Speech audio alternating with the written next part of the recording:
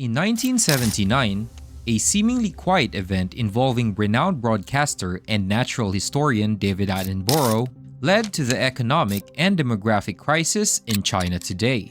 Today at Finance Spur, we'll learn about the Evergrande Disaster. But for more videos about finance, technology, and business, don't forget to hit that like button and subscribe. Now, to understand this story, we must first go back to the 1970s. British broadcaster David Attenborough, known for his documentaries on wildlife and the environment, faced difficulties gaining access to China for his shows during the late 1970s. Now, to solve this issue, he decided to join a committee panel in China. While serving on this panel, David Attenborough asked a serious question to a high-ranking Chinese official, Deng Xiaoping. He inquired about China's plans to manage its rapidly growing population. Deng Xiaoping's response to this question would become an important moment in Chinese history. It was during this panel discussion that the concept of China's one-child policy was unveiled to the world. This policy, aimed at controlling the country's population growth, would later affect not only its demographic, but also its economic fronts. Fast forward to the present day, and China stands at a historic crossroad, grappling with the consequences of its past policies. Recently, the nation made an announcement. It recorded its first population decline in 6 decades. This alarming trend is emphasized by government data that exposed record low birth rates, resulting in the fewest babies born in a single year since the establishment of Communist China in 1949. The results of this demographic shift are far-reaching, presenting the country with a multitude of challenges. One of the most important issues is the dwindling number of young people, whose scarcity poses a significant threat to supporting the rapidly growing aging population. The results of this demographic imbalance not only affect the population, it also extends to various aspects of society, including healthcare, pensions, and labor force dynamics, with huge economic and social implications. The demographic transformation unfolding in China today raises important questions about the nation's future. As the population continues to age and the number of young people declines, politicians face the daunting task of creating strategies to address these issues effectively.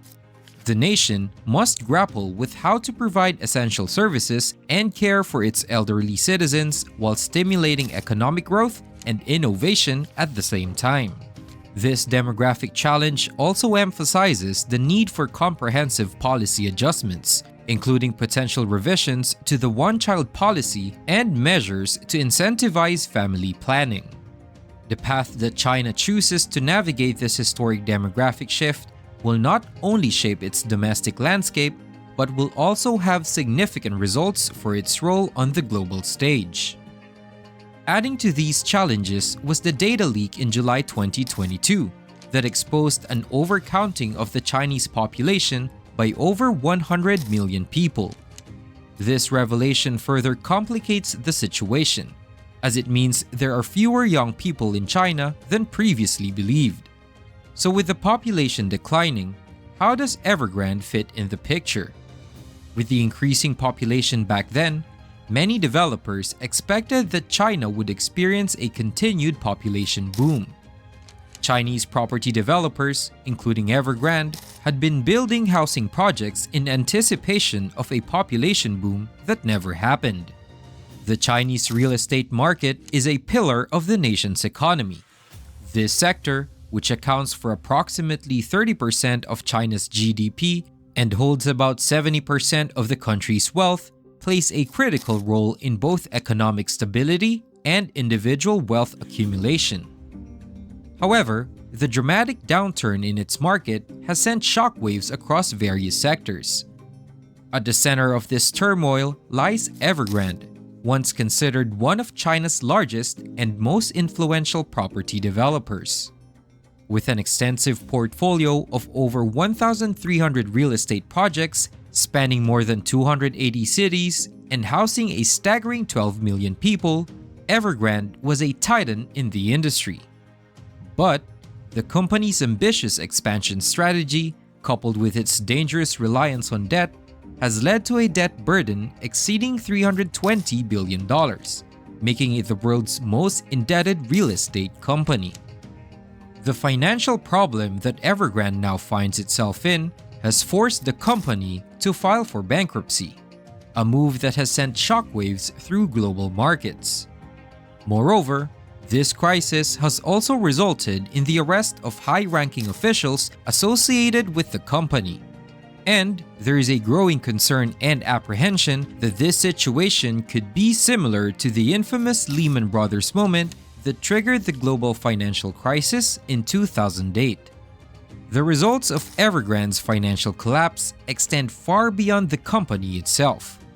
The potential fallout from this crisis is immense, as it has the potential to destabilize not only the Chinese economy, the second largest in the world, but also global financial markets. The globalization of today's financial systems means that the impact of such a crisis can be felt across borders, affecting economies, businesses, and individuals worldwide. As stakeholders watch this situation unfold, there is a collective realization that the future trajectory of the Chinese real estate market and the measures taken to address this crisis will carry significant consequences for the broader global economy.